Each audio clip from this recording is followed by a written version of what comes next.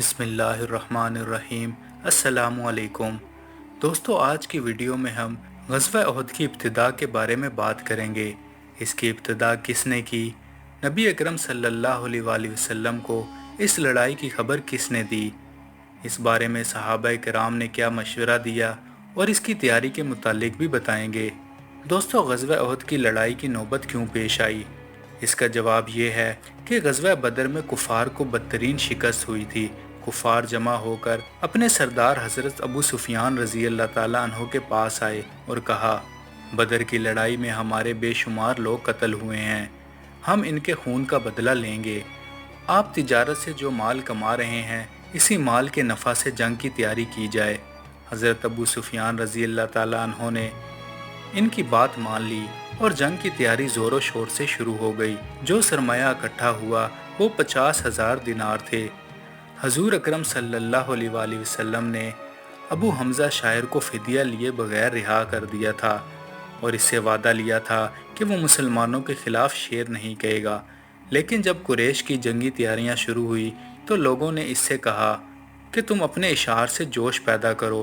पहले तो अबू हमज़ा ने इनकार किया क्योंकि वह हजूर अकरम सल्लल्लाहु अलैहि वसल्लम से वादा कर चुका था, लेकिन बाद में वादा खिलाफी पर उतर आया और इशार पढ़ने लगा। आखिरकार कुरैश का लश्कर मक्का मुअज़्ज़मा से निकला और मदीना मुनव्वरा की तरफ रवाना हुआ। कुरैश के लश्कर में औरतें भी थीं जो बदर में मारे जाने वालों का नोहा करती जाती थी और अपने मर्दों में जोश पैदा कर रही थी। इन्हें शिकस्त खाने या मैदान जंग से भाग जाने पर शर्मिंदा कर रही थी।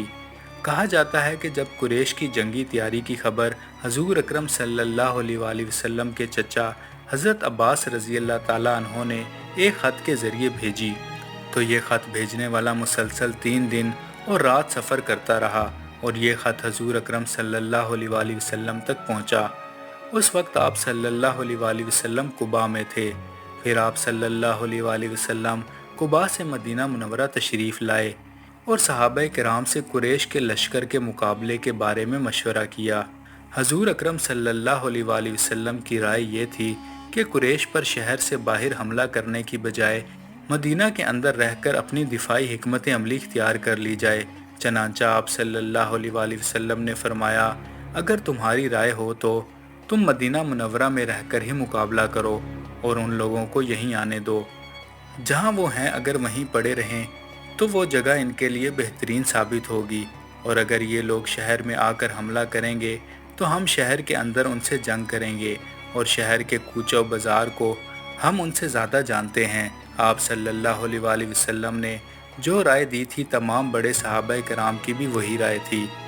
मुनाफिकीन के सरदार अब्दुल्ला बिन उबी ने भी यही मशवरा दिया। ये शख्स ज़ाहिर में मुसलमान था और अपनी कौम का सरदार था। दूसरी तरफ कुछ पुरजोश नौजवान सहाबा और पुख्ता उम्र के सहाबा ये चाहते थे कि शहर से निकलकर दुश्मन का मुकाबला किया जाए। ये मशवरा देने वालों में ज़्यादा लोग थे जो ग़ज़वा बदर में शरीक ना हो सके थे और इन्हें इस बात का अफसोस था। वो अपने दिलों के अरमान निकालना चाहते थे। चनांचा इन्होंने कहा, हमें साथ लेकर दुश्मन के मुकाबले के लिए बाहर चलो ताकि वो हमें कमज़ोर और बुज़दिल ना समझें, वरना उनके हौसले बहुत बढ़ जाएंगे और हम तो ये सोच भी नहीं सकते कि वो हमें धकेलते हुए हमारे घरों में घुस आएँ। ऐ अल्लाह के रसूल, जो भी शख्स हमारे इलाके में आया वो हमसे शिकस्त खाकर गया है। अब तो आप हमारे दरमियान मौजूद हैं, दुश्मन कैसे हम पर गालिब आ सकता है। रसूलुल्लाह सल्लल्लाहु अलैहि वसल्लम ने इनकी बात मान ली।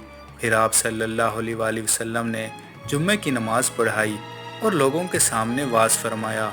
इन्हें यूँ नसीहत की, मुसलमान पूरी साबित कदमी और हिम्मत के साथ जंग करें। अगर तुम लोगों ने सब्र से काम लिया तो अल्लाह ताला तुम्हें फ़तह और कामरानी अता फरमाएगा। अब दुश्मन के सामने जाकर लड़ने की तैयारी करो। ये हुक्म सुनकर लोग खुश हो गए। इसके बाद आप सल्लल्लाहु अलैहि वसल्लम ने सबके साथ असर की नमाज अदा की। उस वक्त तक इर्द गिर्द से भी लोग आ गए थे। फिर आप सल्लल्लाहु अलैहि वसल्लम हज़रत अबू बकर सिद्दीक़ रज़ी अल्लाह ताला अन्हो और हज़रत उमर रज़ी अल्लाह ताला अन्हो के साथ घर में तशरीफ़ ले गए। दोनों ने आप सल्लल्लाहु अलैहि वसल्लम के सर पर अमामा बांधा और जंगी लिबास पहनाया। मुसलमान सफ़े बांधे इंतज़ार कर रहे थे। दोस्तों, कहा जाता है कि उसी वक्त حضرت سعد بن معاذ رضی اللہ تعالیٰ عنہ نے مسلمانوں سے کہا، رسول اللہ صلی اللہ علیہ وآلہ وسلم کی مرضی یہ تھی کہ شہر میں رہ کر لڑا جائے، لیکن تم لوگوں نے انہیں باہر نکلنے پر مجبور کیا۔ بہتر یہ ہوگا کہ اب بھی اس معاملے کو ان پر چھوڑ دو۔ آپ صلی اللہ علیہ وآلہ وسلم جو بھی حکم دیں گے بھلائی اسی میں ہوگی، لہٰذا حضور اکرم صلی اللہ علیہ وآلہ وسلم کی فرما برداری کرو۔ باہر یہ گفتگو ہو رہی تھی کہ اتنے میں حضور اکرم صلی اللہ علیہ وآلہ وسلم باہر تشریف لے آئے۔